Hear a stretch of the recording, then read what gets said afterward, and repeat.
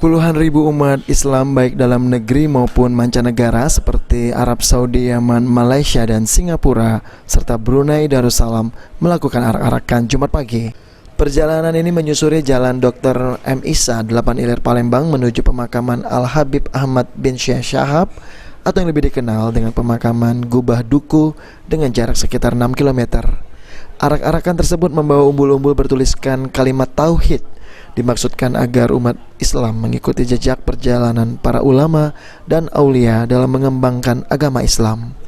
Al-Habib Ahmad bin Syekh Syahab dikenal sebagai ulama yang gigih memperjuangkan agama Islam di kota Palembang pada sekitar 1300 Hijriah, termasuk pengembangan sejumlah masjid di Palembang seperti Masjid Agung, Masjid Jamik Muntok di Bangka Belitung, dan juga Masjid Darul Mutakin di Jalan Dr. M. Isa Palembang.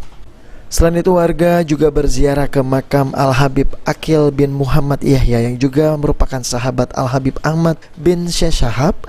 Ulama yang satu ini juga memiliki keilmuan agama yang tinggi dan sangat dikagumi warga Palembang.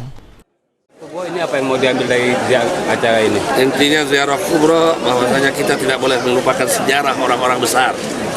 Bahwasanya berziarah ini punya banyak manfaat.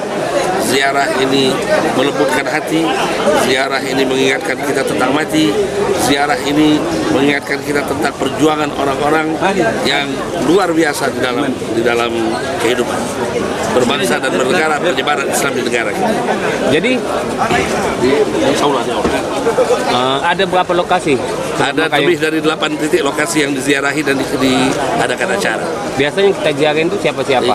Mereka adalah ulama ulia dan penyebar Islam pertama di Indonesia. Rencana acara ini akan dilaksanakan 3 hari 3 malam berturut-turut. Kalau peserta ziarah kubur peserta ziarah bisa mencapai 20.000 orang. Dari mana sebagian?